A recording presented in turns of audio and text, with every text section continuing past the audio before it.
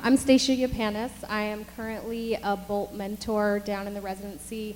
I was part of the program last year, and then one of our duties as mentors this second year is to create a public program. So today is what I've created, and I'm here as the moderator for the panel, and then I'll be your facilitator for the second part, which is the speed networking, if you are staying to participate in that. And don't worry, I'll explain everything once we get to that second half. So I wanted to start, the sort of impetus for this panel was for me the interest in the ways that we as artists support each other and kind of taking seriously that support component in terms of like even staying at it as an artist. Many of you may have already read this art self-help book, Art and Fear, and if you haven't, I recommend it. It's kind of the thing that got this going in my brain. So it's sort of, I call it an artist self-help book, but it's about the idea of like why so many people quit making art, and it talks a lot about the things that we need to keep making art. So that was sort of what I was thinking when I put together the panel and put together the event, is just sort of taking seriously the idea that we need each other as artists in a lot of different forms. So I want to refer you to these awesome programs which have an extensive bio of all your speakers, so you can see their many amazing accomplishments, and I encourage you to go to their websites if you haven't already done so. But for the moment, I'm just going to sort of introduce them, say what media they work with, and then move on to kind of emphasizing their experience as artists. So first we have Robert Bernier, right here. Am I pronouncing that correctly? I like it. But Bernier. Bernier. We have only met once before. He draws on his history in computer science to create abstract wood and paper sculptures, paintings, and prints that expose the poetry present in his materials and in the physical laws that define them. Next, we have Mara Baker. She works in drawing and site-specific installation, evoking the histories, both real and imagined, of the materials she uses. Underpinning her work is a desire to explore the performative and conceptual role of deterioration and residue. Next, we have Meg Leary. So over here is 3 members of the Henbane Collective, and I do want to say, for full disclosure, that I'm a member, but I'm only acting as a moderator today. Meg Leary works in sculpture, video, sound, and live performance, drawing on her history as a classically trained musician. The unifying theme in her work is the evocation of the body through sound techniques and music materials. Next, we have Molly Schaefer. Molly Schaefer's drawing, painting, sculpture, video, and illustration explore the place where reality and fantasy collide. She's influenced by fantasy novels set in prehistory, as well as alternative evolutionary theories. And finally, Jenny Kendler. She works in drawing, painting, sculpture, and her work explores human beings' relationship to the natural world with an emphasis on the interconnectedness and wonderment. So with that, I'm going to start by kind of taking a moment to get a little bit of history on these guys in relation to this theme. So I want to start with Henbane. I wonder if you guys could just sort of give us a sense of how Henbane started and what it is, and maybe how it's changed over the last 6 years. Sure. So we all went to the Art Institute together for graduate school. And interestingly, I don't think that we knew exactly what was going to happen when we first convened. We really convened initially as a one-time critique group, and that's sort of, some of us knew each other, some of us didn't. It was a group of 5 women, we're now 4. Yeah, we were just looking for a way to have the structure of a critique outside of the graduate environment after we'd left that. And that proved to be so useful, and it really changed and evolved into something else. So we ended up meeting on a fairly regular basis and becoming close friends, those of us who didn't know each other before. And it's really become a very integral part, I think, of all of our practices to have this consistent feedback, support from people who not only know our practice and our work inside and out, but really care about helping us to become successful and achieve those goals, which is sometimes significantly different from the critique format that you find in school, which tends to be more deconstructive. This was constructive criticism. So I'll turn it over to one of you guys if you have anything else to say. Well, I think you hit all of the strong points, but I would say that there was one other sort of piece that we were all in one class together, that almost all of us were in a class together in graduate school. And I think that sort of an understanding that we had a shared sort of vision about art was, I think, what drew us to each other in the beginning. And so it wasn't just sort of, I like you as a person. I think that there was an underpinning of sort of a shared culture or value system about art making that was kind of important in its inception. right. So we were attracted to each other's art and wanted to talk to each other about it. There were some common themes that got us interested and has kept us talking this long. Well, thank you. And then I just would like for Mara and Robert to sort of talk about their history with critique groups. They don't, you're in some shared critique groups, but you also have some history with some other ones. So if you guys wouldn't mind just sort of giving us an overview of that. Sure. So I moved to Chicago after I finished graduate school in 2007, and I didn't actually know anybody. So it became very important for me to find a community. And so a lot of the critique groups that I've been a part of, I was a artist assistant for an artist, and she ran a critique group in Evanston, which was a critique group that anybody could really join. You had to submit an application, but you paid. And that was one form. And as that went along, it was very helpful, but I came to the place where I really wanted to start my own critique group. And very similar to what they were talking about, shared values of similar work ethic and actually not knowing each other very well. Robert, you can speak to, you've been a part of different ones.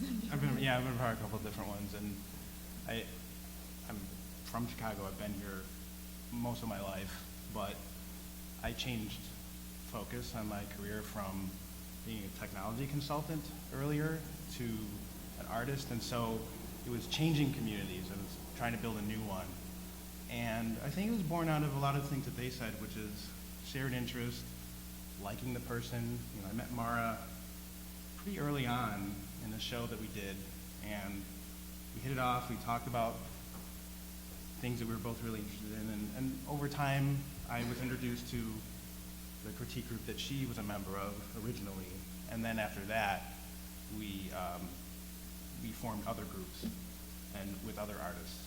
So there's other aspects of how I built my community, but that was an important one.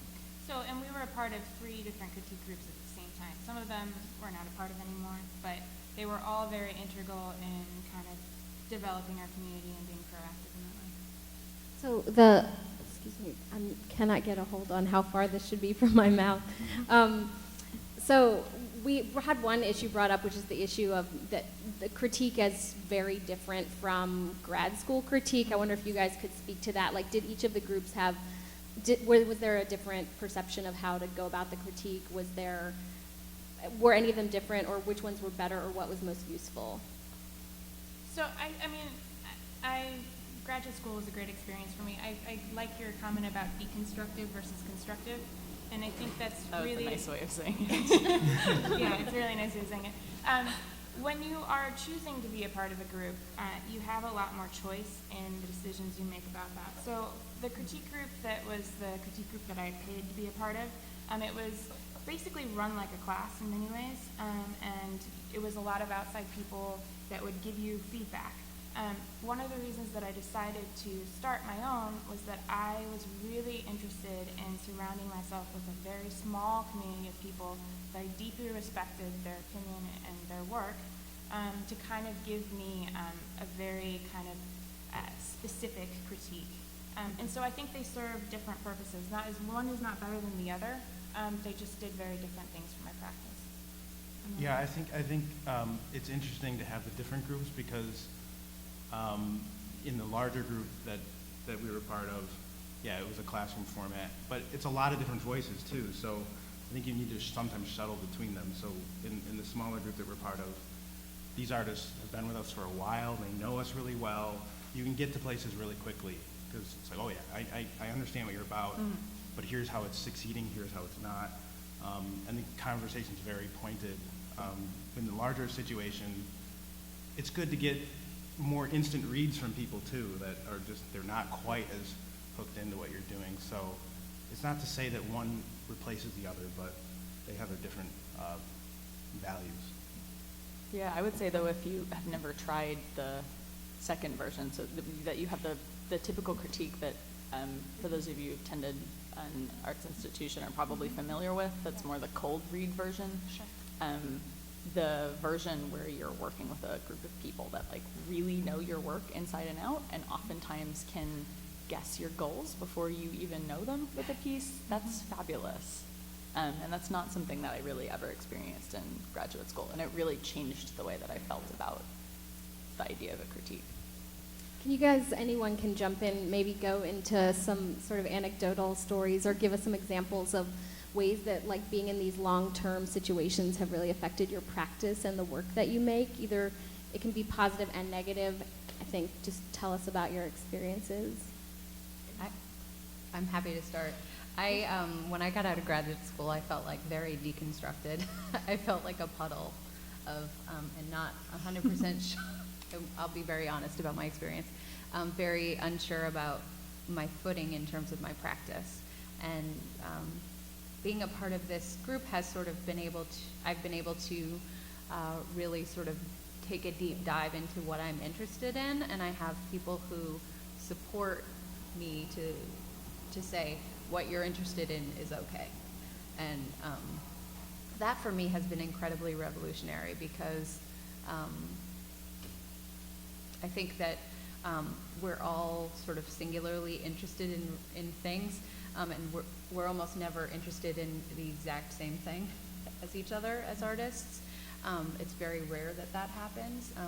There's a lot of sort of confluence of ideas, but my feeling is that finding your own voice is really important, and I feel like having a sort of support system in order to sort of find my voice and also execute it has been really probably the best part for me.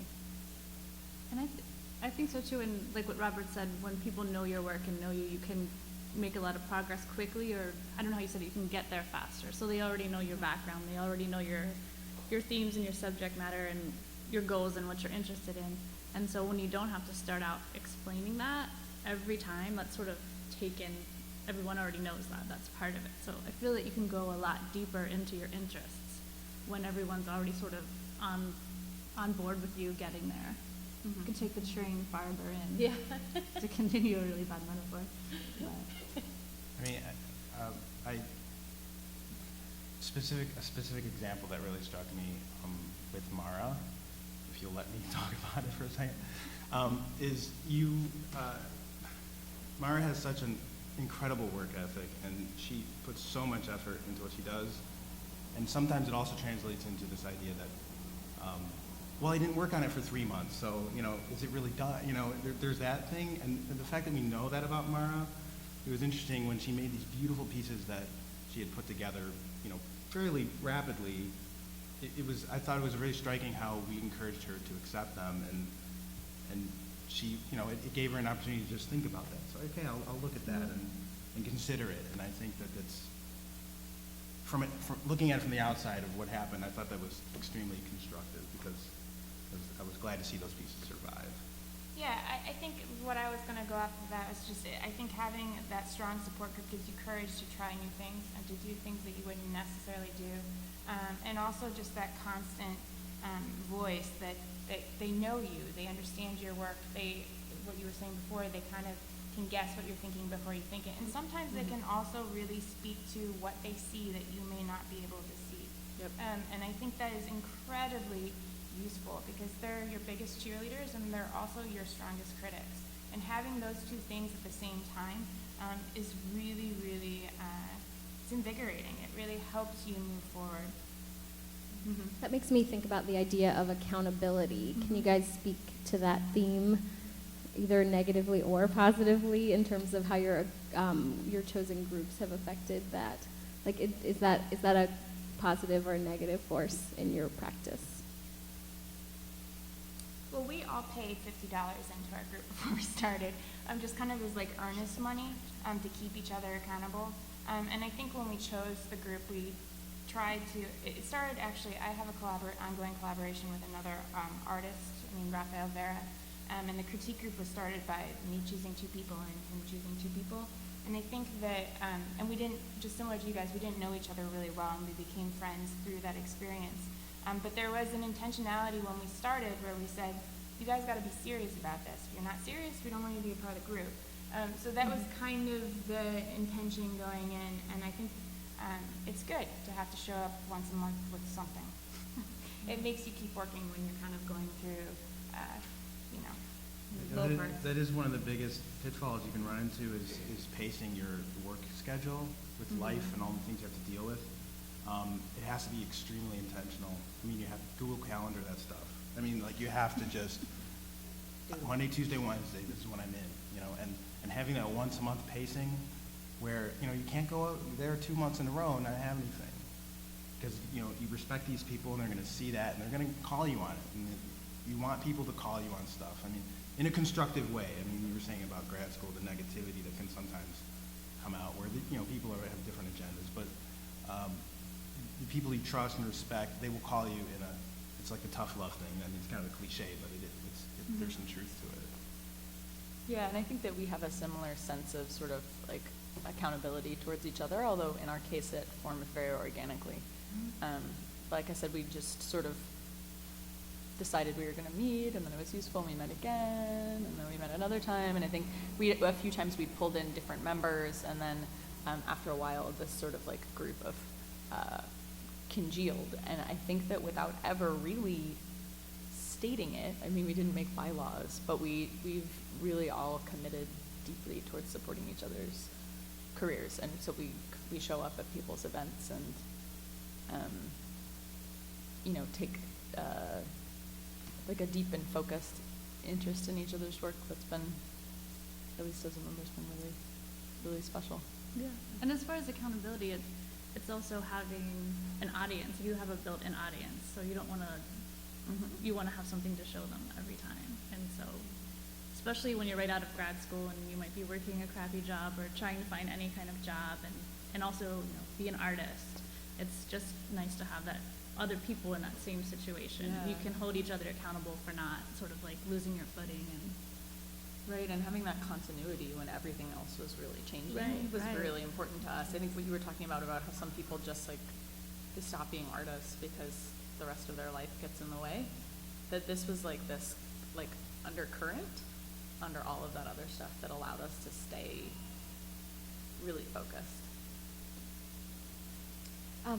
Maybe we could switch gears a tiny bit and talk about some ways that being connected to these other artists has affected your art careers in a more tangible way, like a less support-based way. Like, because I think the important part of being connected is that it actually also yields sort of practical results outside of the critique process. Do you guys have anything to add to that, or any response to that? Like nepotism? What are you talking about? Yeah, it can be good and bad, but I think it's partly at play. I think so, because when we would get together and meet, someone would be like, oh, I'm applying for this, you should apply for this, and like, come on, put yourself out there. And so we would often apply for things together, or somebody would meet with a curator or something and be like, well, I know these 4 other awesome artists, you should check them out, or, you know, have something of theirs around. So it's support and critique emotional way, I guess, and also support in a practical way. I know for sure I've gotten lots of suggestions on everything from educational things to applying for things to introductions. I mean, I think we all do that for each other. Yeah, and I think that like in general, artist communities are doing that for each other. But I think that like the critique group, and you know, is a little more focused in that way. You know, that I have when I see calls for entry that I think are extremely appropriate to someone that I know, you know, who's just a friend or an acquaintance, I send it to them. But you're able to do that to a deeper level with the people that you have this closer relationship with. You know, I think there's multiple ways to be successful as an artist. Some people are lone wolves. It's not really my style. And I think that, you know, that if you're generous with your community, they're going to be good back to you, and that's like so much of in my mind, a better way to be successful, that like we all pull each other up. So, yeah, I mean, again, without ever putting this in bylaws, I think that we've all, when we have studio visits, if the curator seems like they'd be interested in someone else's work, we mention it. We send people opportunities. We promote each other to writers, you know? And again, it's like, it's not in a gross way where it's not appropriate. It's like, oh, well, I know that this writer would be really interested in this particular artist's work for this reason. And I think it's just about being a good member of your community. And when you have a group that size and you're working together, you probably have common threads through your work, so you sort of have a show ready to go that you can shop around as well, so you can also create your own opportunities easier. Yeah, absolutely. I think it's super important what you were talking about with sounding gross or something like that. Yeah. I think the same thing that leads you to form the group. Right, it's You not a like clique. You like this person. It's It's about the community. work. You're Yeah. doing the work. You care a lot about it. And these people you get along with and you like them, I think it carries over into any of these other things where, oh, you know, you would work well with this other person. Or I had a nice chat with so-and-so. I mean, it's just, it's kind of also about living a good life in a way, like trying to make your life on a day-to-day basis interesting, fun, and human. So, yeah, I feel Yeah, really good I mean, I about think- how, like, the tenor and tone of the groups continue. And we get together even sometimes that has nothing to do with art. So I think that speaks well to it for me. It's what keeps me going. I think it also is about modeling of like that it's so much easier for me to sort of promote my colleagues' work than my own sometimes, and sort of being in a situation where you're like, oh, look at how I'm able to talk about Molly's work, or so passionately, to be able to sort of model that for yourself as an individual, because sometimes it's difficult to sort of put yourself out there. I think that I've learned through sort of being that cheerleader for other people, how to be a cheerleader for myself too. It's a good point. It's a good point, yeah. Yeah, I would also like to just add in this idea of genuine interaction, and I think this applies within the critique group structure, but also when you're out and about meeting people. I have found that people that I've become really close to have been people that I just have a genuine conversation with. And if it starts at that really kind of like, oh, I need to meet all these people and I should make all these connections, but usually that doesn't lead to anything substantial. And the substantial connections that I have made have been out of a genuine interest in what they are doing. And I think the critique group is that deepest level of commitment to your work and to other people's work. And I think that's what in the long run really is sustainable.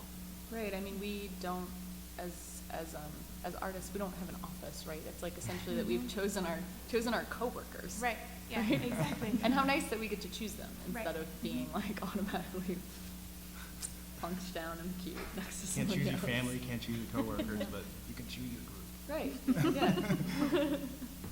I realized just now that if this was a reality TV show, like I did not pick my panel well. There is not enough conflict here. And, I mean, but it kind of speaks to what you guys are talking about in that I picked people that embody the spirit that I want to convey, and I only know that because these are genuine people who speak their mind.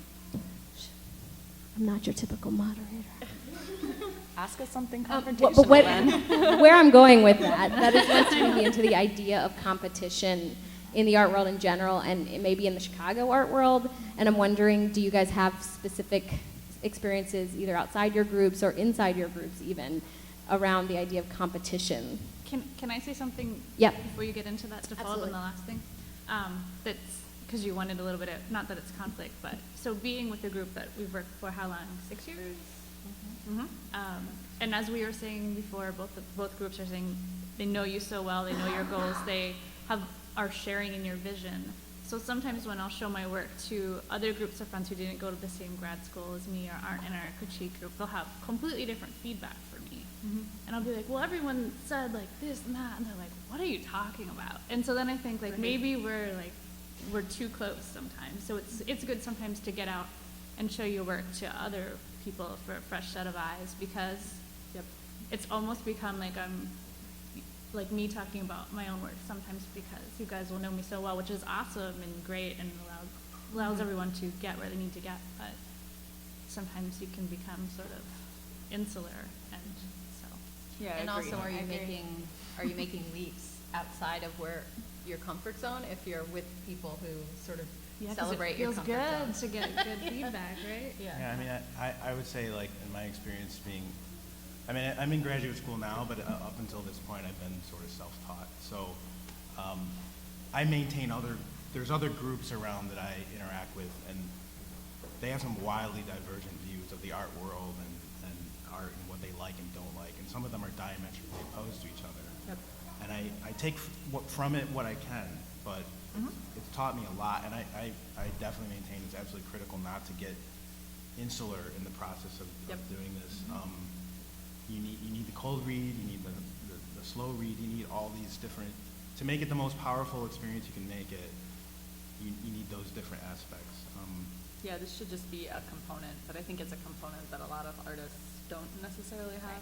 Exactly. But it's a great point that it shouldn't be the only type of feedback that you're Right. getting, because And it comes yeah. at echo chamber, or it could. Yeah. It's too worse and comfy. worse. Yeah.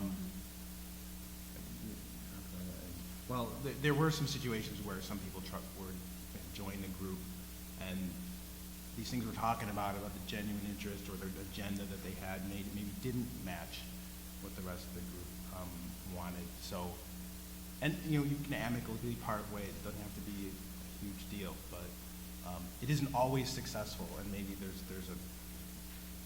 something to be learned about when to say no to something too, as well as, you just have to be honest about it, I guess. So competition. Yeah, well, and there are other personalities sometimes too, where people just have a certain personality that's a little bit more aggressive about things, and it's just, I don't know, learning to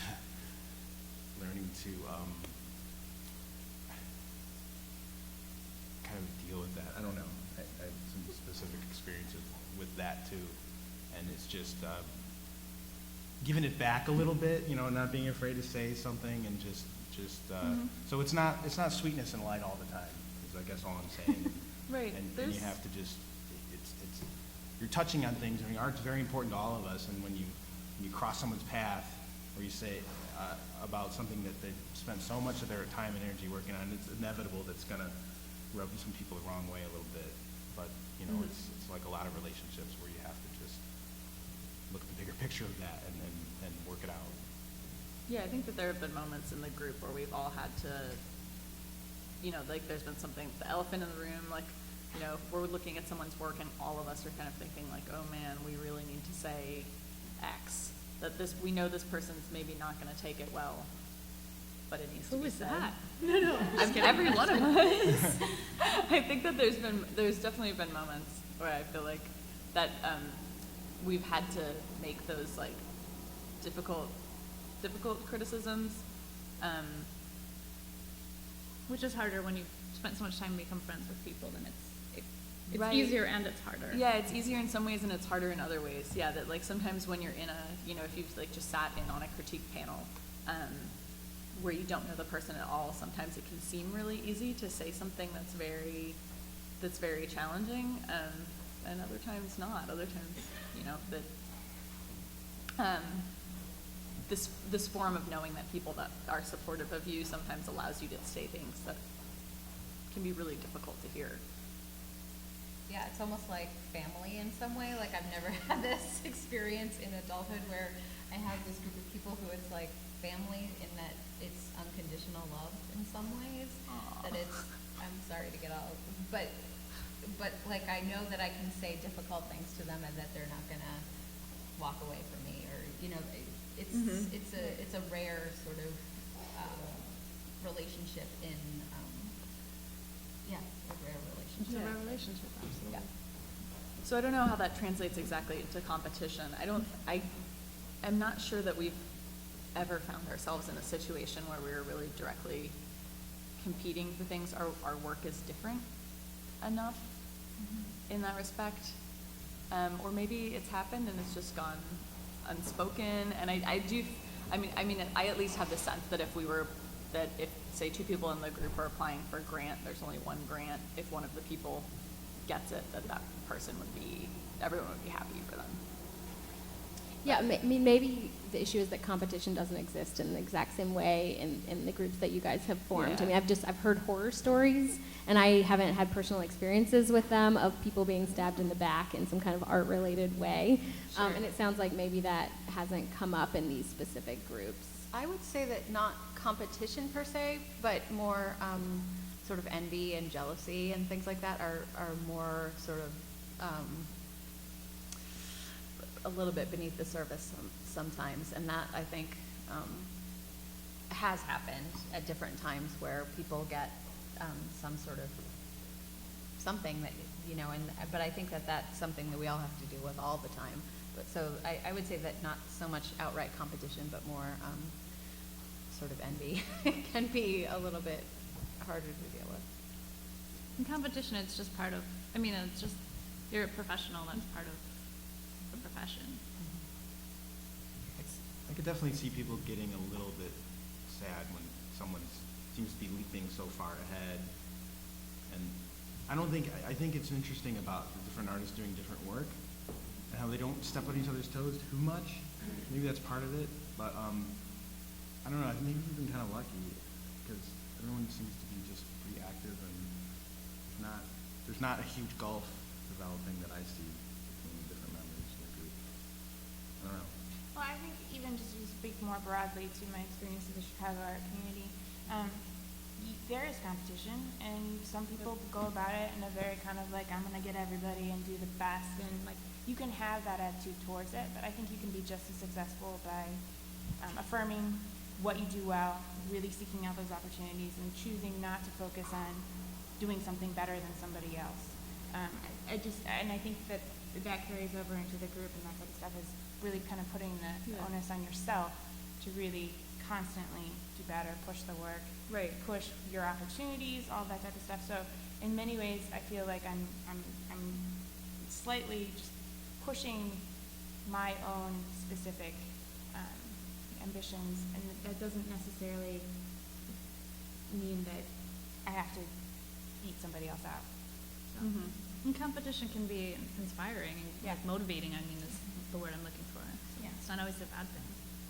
Well, I've definitely had friends who, depending on who's doing what, I don't know if it's jealousy or anything like that, but it definitely kind of jabs you in the gut a little when something's happening. You're like, have I not done enough work here? I need to do more. So that's the positive side of that sort of negative feeling of I'm falling behind or something like that. I don't know, but I think what Mara said is really key, which is I think we may mention at the beginning. It starts with the work, and you really are passionate about what you're doing, and you want it to be better. And I think there's more than one path through things, and happily one of them is that I think Nick Cave said it in a speech a few years ago. I saw him. He's like, the work has to have legs. You have to pay your dues, and the work has to have legs. I just remember those statements, and I always think about them every time I feel like I'm not where I need to be or something like that. It's like you just got to pay your dues. You got to keep going. So we're closing in. There's a lot more that we wanted to cover, but I think we've covered a lot. So I did want to leave a few minutes for possible questions from the audience. Does anyone have any questions for our panelists?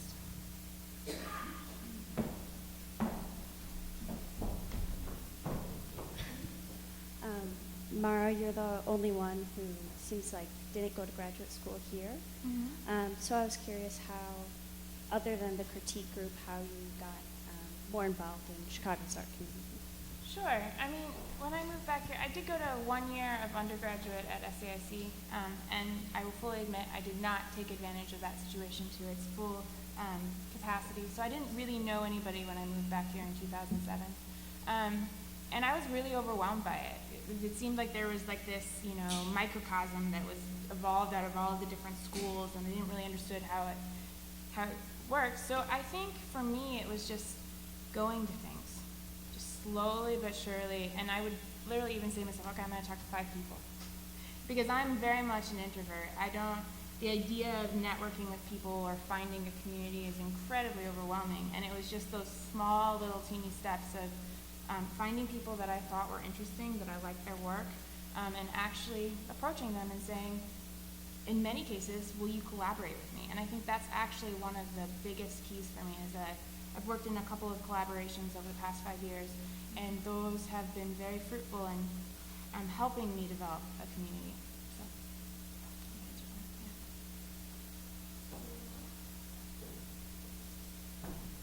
yeah.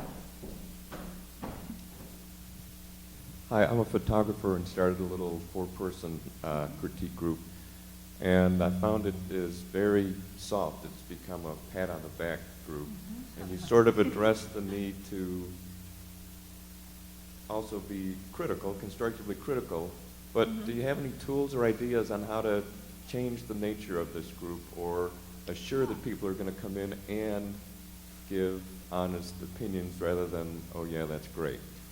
Maybe you could, I'm sorry. Oh, go for it. Was he asking you? No, go for it. Yeah. Just think, have you tried asking the person who's showing their work what they think is wrong, or like, is it a problem that people don't want to hurt each other's feelings? Yeah. Yeah. So if they start by critiquing themselves, then you guys can all jump in and. Yeah. If the expectation is set that negative feedback is just as valuable as positive feedback, that a good, if the concern is that you all be good friends to each other, a good friend isn't afraid to point out something that's negative when they know that it's going to help the person in the long run. So I think if you just make the commitment to each other that you're not interested in hurting people's feelings, just like saying that out in the open will clear the air and allow people to say things that may seem negative but are ultimately constructive feedback. And this is just a thing from teaching classes, so you could start out by saying, like, here's so-and-so's work. Everyone in the group has to say one positive thing and one negative thing, so that each person has to say something, so that it sort of just creates a sense instead of like one person's negative or feeling like they're being called out or they're standing out by saying something negative. If you make it a sort of an assignment or a rule, then it just sort of makes it more neutral. I always try to push myself to play devil's advocate against my own self when I'm critiquing as well. Like, so, like, what's my initial read of something, but then also, like, how questioning myself about what I'm thinking and where I'm coming from, I think is also important. So looking at your own expectations and where you're coming from can open the dialogue a little bit, I think, too. Yeah, and just to add on to that, I think I'm also a teacher, but I always refrain from saying negative, just because it's something that needs to be worked on, and so that's Right. And we all want to grow. Right, yeah. So if there's nothing that needs to be worked on, then there's no point in having a critique group. I mean, maybe there is to keep each other passive. I mean, there is a point, Or even but continuing to make art. The cheap wine and cheese. right, yeah. So I think one of the things that I often tell my students is it's a lot about tone, and it's a lot about how you state things. If I say your Right. work is awful, I can't stand anything about it, that's completely going. Or you're awful. Right, or you're awful. Yeah, it becomes that very fast. There's no way for that person to get anything out of that. It's just simply a statement that you do not like it. But if you ask questions, or, why is this functioning like that within the work? That gives them the opportunity to start a conversation back and forth. And so it's more of it needs to be open-ended. It can't be, this is simply just not working. You might just, on a positive note, instead of asking everyone to say one positive, one negative, which is an excellent exercise, you could also add on, every artist has to ask one question to the audience, like, what do you think of this? Like something specific that they care about people seeing or not seeing, and that might jog some more disagreement. Having people identify what they see as a problem or something that needs to be improved in their own work could be a great strategy to get started, because then you're not hurting anyone's feelings because they're asking for feedback about that. But You could also just serve a lot of wine. Definitely helps. It seems you all do sort of large pieces of work, whereas photographers have, a lot of photographs in their inventory, so to speak. So do you have any tricks or tools or tips on how to get people to bring in not their best work for which they're seeking praise, but their new and experimental work for which they really want helpful feedback. I found in this little group I have that, well, I'm guilty of this actually. I bring in stuff I'm proud of Uh-huh.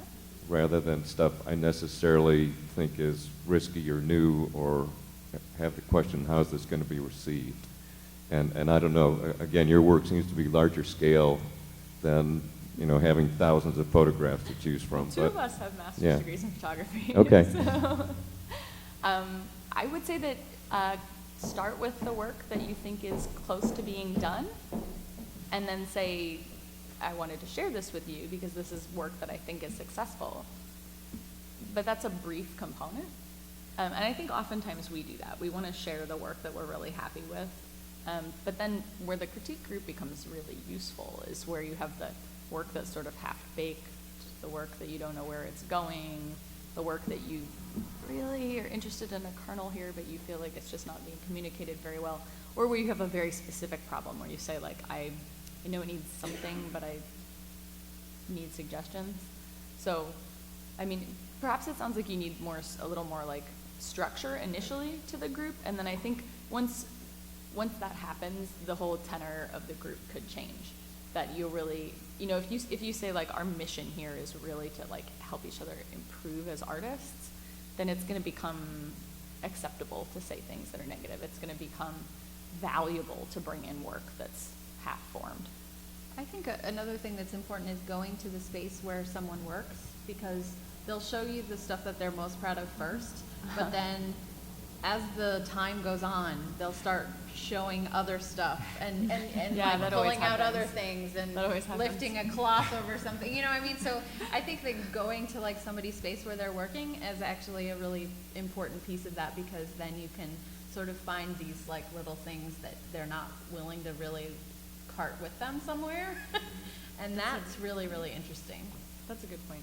Yeah, I would also say, just like from, you know, you yourself bringing in work, if I bring in something that I think is done and I'm really happy with it and I don't really have any questions about it, it's like I'm just going to put it on the wall, then I'm not necessarily going to get as much out of the critique group if I bring something that is done. And usually I try to bring in things that I think is done because I want people to critique the whole thing. If I have to say, well, I'm going to add this and this and this and this, and people are critiquing that, it becomes a little bit less useful. But things that I think are done but that I'm not quite happy with, that seems to be a really good way to start a good conversation. Yeah, and a tool that we use a lot, this is just maybe a general point, but I don't know where we picked this up, but at some point we started, when we were wrapping up, talking about someone's body of work, we would say, do you have any questions for us? Which often is like just a good place. After you've talked for a while and warmed it up, then you have this moment where the artist gets to go, okay, yeah, actually, Then you there's get this another one. hour. Yeah, and then you have another hour of talking to do. But, right, which is maybe why it's better to say, like, No, okay, we're I going to was- talk for half an hour and then ask No, us I the actually meant that questions. as, like, once everyone's, like, comfortable and, like, got some positive feedback, then it's Yeah. easier to dig out those things under the Yeah, cloth. exactly. That's sometimes where the real meat of it is. Agreed. Okay, final question.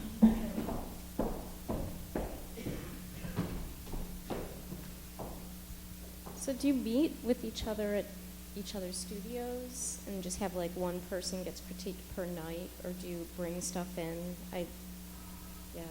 Or do you do it? Do each of you guys do it different ways? We've tried it a few Yeah. different ways. Yeah, we've gone to people's studios, we've brought things. I mean, it sort of all depends. And we've been doing this for so long, too, that the way we started doing it is, you know, it's evolved over time. So, you know, in general, just logistically, how we do it is if one person hosts and sort of makes food, and they're the host for the night, and then you can either bring work or not, and that's how we've sort of evolved. Not everybody shares work every time. Generally, lately the impetus has been like one particular person has made a lot of work or has a lot of questions, and so they initiate and say, hey, I would like to host because I want people to come to my studio and look at this in-progress work.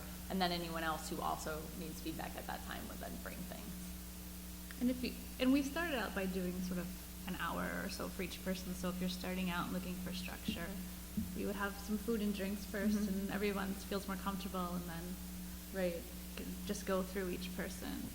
Yeah, and oftentimes we talk as well about like just general artists, issues of artist communities, professional practices issues. We had a time where we workshopped each other's artist statements, that it doesn't have to just be looking at work at any one of these sessions. We're just sort of looking to support each other's careers as a whole. So should I be organizing my website like this, or I'm writing this proposal, can you guys read it for me? I would also say that one thing that's really important is to not set up a situation where people cannot bring work. Or like a situation where they're not welcome if they're not bringing work. Because I think that that's how you sustain a practice, is having times where, our lives are very complicated, and we have, a lot of us, one thing we talk about all the time is how to balance our paid jobs a lot of the time with our art practices. And that is a huge topic of conversation, and we also have all these other complicated things happening to us. So the expectation that you have to bring something every time, I think, is actually maybe not as fruitful. That there has to be some sort of willingness to just be there and be a supporter of somebody else's work too. It's also really good for an artist to talk about someone else's work, even if you're not showing, because I know for sure that I've gotten a lot out of just simply talking about Mari's work or Raphael's work. So it's never a negative. It's never a failure. You will get something out of it. Just a regular meeting, if nothing else. Yeah, I think you can do it in so many different ways. We usually meet at one person's house, or two people, because two people have setups that are conducive to 4 or 5 people bringing in work, and we'll rotate back and forth. So I really think it's like setting up some sort of structure. It doesn't matter what the structure is, but it will be different for every single group, and having that structure kind of be this is what we're going to just follow. We do this once a month or whatever, and I also totally agree with you. If there's 4 or 5 people, if you're critiquing everybody's work and you give everybody an hour, that's 5 hours, which is a long time. So if 3 people bring work and on a regular basis, then that's a good balance.